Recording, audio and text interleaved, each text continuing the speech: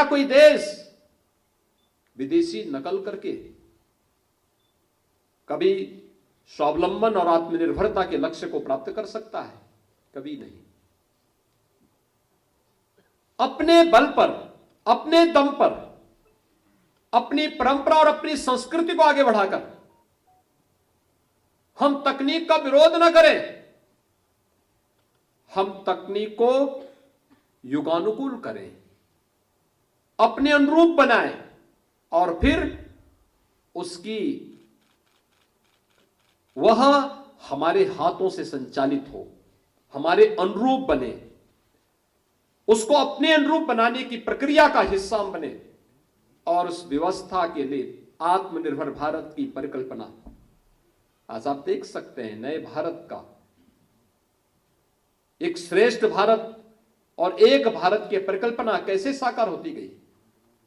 कोई सोचता था जब इस देश पर धारा 370 थोपी गई थी 1952 में, चोरी छिपे देश के संविधान में एक धारा चोरी छुपे डाली गई थी।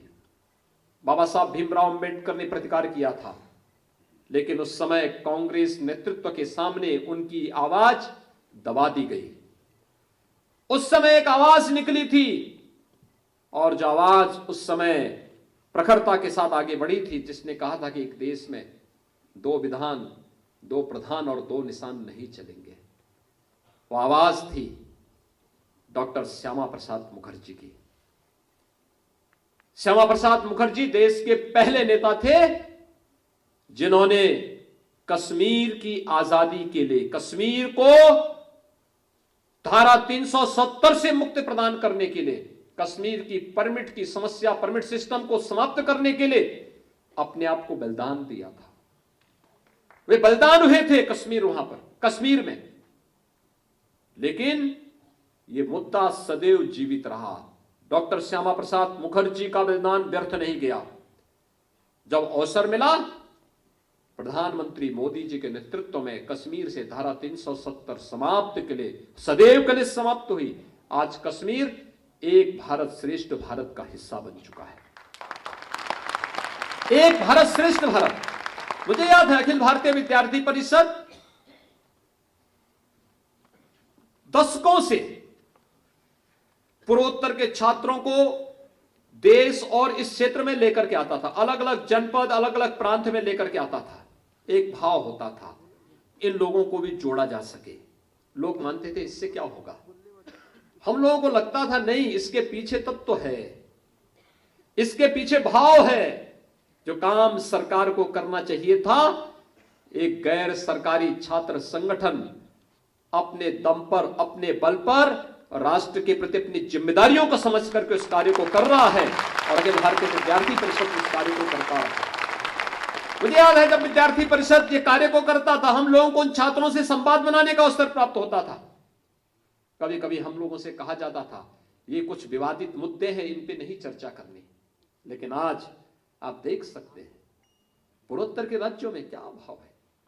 कोई सोचता था, कोई सोचता था जो पूर्वोत्तर क्षेत्र अलगाववाद की चपेट में पूरी बुरी तरह घिरा हुआ था, उस असम में भारतीय जनता पार्टी की सरकार है, मणिपुर में भारतीय जनता पार्टी की सरकार है, मेघालय और नागालैंड में भारतीय जनता पार्टी समर्थित सरकार है, अरुणाचल प्रदेश में भारतीय जनता पार्टी की सरकार है। यानी वह भाव कहां मिला? और आज पूर्वोत्तर का भारत, जिसके बारे में कोई कहता था कि क्या यह भारत का हिस्सा रह पाएगा, आज वहां पर भारत के प्रति जो भाव है, सम्मान का भाव है। अरुणाचल प्रदेश में आप जाइए, वहां के प्रत्येक नागरिक से कोई मिलता है तो उसका संबोधन क्या होता है? जय हिंद का। परस्पर वार्तालाप में भी जब वह अपना शिष्टाचार निभाते हैं तो जय हिंद के साथ निभाते हैं। पूर्वोत्तर का सबसे अंतिम कोने पर भारत की सीमा पर खड़ा एक प्रांत क्षेत्रफल की दृष्टि से बड़ा होगा, लेकिन इसका संबोधन, यह भाव अगर वहां पर आया है भारत और भारतीयता के प्रति, एक भारत श्रेष्ठ भारत की परिकल्पना को साकार करने के लिए, तो स्वाभाविक रूप से बताता है कि अखिल भारतीय विद्यार्थी परिषद कहीं गलत नहीं था। अखिल भारतीय विद्यार्थी परिषद जिन मुद्दों के लिए कार्य कर रहा था उसको लेकर के निरंतर आगे बढ़ा, और आज उसका परिणाम भी हम सबके सामने देखने को मिला है। कोई सोचता था 1980 के दशक में राम जन्मभूमि आंदोलन प्रारंभ हुआ। अयोध्या में राम जन्मभूमि आंदोलन जब प्रारंभ हुआ, लोग कहते थे क्या ये सपना साकार हो पाएगा? कोई नहीं कहता था।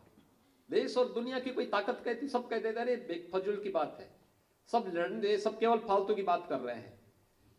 लेकिन वह सपना भी आज साकार हुआ। अयोध्या में भगवान राम का भव्य मंदिर के निर्माण का कार्य भी प्रारंभ हो चुका है। जो असंभव माना जाता था, शांतिपूर्ण सौहार्दपूर्ण तरीके से वे कार्य भी संपन्न हुए हैं। कोई मानता था योग की विधा को दुनिया में वैश्विक मान्यता मिलेगी। योग 21 जून की तिथि विश्व योग दिवस के रूप में मनाई जा रही है। कुंभ की विरासत हजारों वर्षों की विरासत थी। आज कुंभ यूनेस्को द्वारा मानवता के अमूर्त सांस्कृतिक धरोहर के रूप में उसको मान्यता दे दी गई। कोई इन बातों को कभी विश्वास करता था कि काशी बाबा विश्वनाथ का धाम, मुझे याद है जब मैं मुख्यमंत्री बना था तो प्रधानमंत्री जी ने मुझे बताया था कि गांधी जी 1916 में काशी हिंदू विश्वविद्यालय के उद्घाटन समारोह में आए थे, और उद्घाटन समारोह के दौरान उनको काशी विश्वनाथ मंदिर में दर्शन करने का अवसर प्राप्त हुआ था। वहां की तंग गलियों को और उन गलियों में व्याप्त गंदगी को देख करके बहुत तीखी टिप्पणी महात्मा गांधी ने की थी। उस समय राष्ट्रपिता का संबोधन उनको नहीं मिला था, नए भारत की राजनीति में नए नए आए थे, और उस समय उन्होंने बहुत तीखी टिप्पणी की थी। इतनी तीखी टिप्पणी की थी, अगर महात्मा गांधी जी के उस ऑडियो को आप सुनेंगे आपको भी लगता होगा कि क्या वास्तव में काशी में बाबा विश्वनाथ का मंदिर इस प्रकार की तंग गलियों और गंदगी से भरा पड़ा रहा होगा। उस समय काशी की आबादी इतनी ज्यादा नहीं रही होगी, लेकिन गंदगी तब भी थी, अव्यवस्था थी, मक्खियां भिन भिना रही थी, तंग गलियां थी। याद करिए 100 वर्ष पहले 1916 में। लेकिन आज आप जाइए, राष्ट्रपिता महात्मा गांधी भी खुश हो रहे होंगे कि जो बात मैं उस समय बोलता था, प्रधानमंत्री मोदी जी ने उस परिकल्पना को साकार कर दिया काशी विश्वनाथ धाम के माध्यम से। और याद रखना दो चीजें, कैसे एक भारत श्रेष्ठ भारत की परिकल्पना साकार होती है। प्रयागराज कुंभ में प्रधानमंत्री मोदी जी आते हैं, संगम पे डुबकी लगाते हैं, लेकिन संगम के प्रति आस्था तो व्यक्त करते हैं, लेकिन स्वच्छ कुंभ की सार्थकता को साकार करने वाले स्वच्छता कर्मियों के पाद प्रक्षालन का कार्य करते हैं।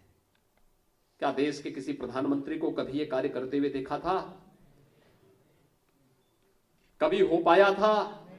गरीबों के लिए, गरीबों के नाम पर सत्ता हथियाने वाले, गरीबी हटाने के नाम पर सत्ता हथियाने वाले तमाम लोग आए होंगे, लेकिन एक सफाई कर्मियों के पांव साफ करने वाले, प्रक्षालन करने वाले प्रधानमंत्री के रूप में आस्था का भी सम्मान किया, लेकिन साथ साथ उस आस्था को आम जनमानस की आस्था के साथ जोड़े रखने में जिन्होंने अग्रणी भूमिका का निर्वहन किया था, उन स्वच्छता कर्मियों के पाद प्रक्षालन करके उन्होंने सब उस सेवा को सम्मान देने का काम वहां पर किया था।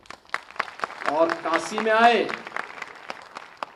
तो काशी में गंगा जी में डुबकी लगाने के बाद भगवान शिव का अभिषेक किया, शिव की पूजा की, आस्था व्यक्त की, देश की आस्था को सम्मान दिया, लेकिन आस्था को सम्मान देने वाले उन श्रमिकों को ऊपर पुष्प वर्षा करके उन्हें भी सम्मानित करने का काम किया।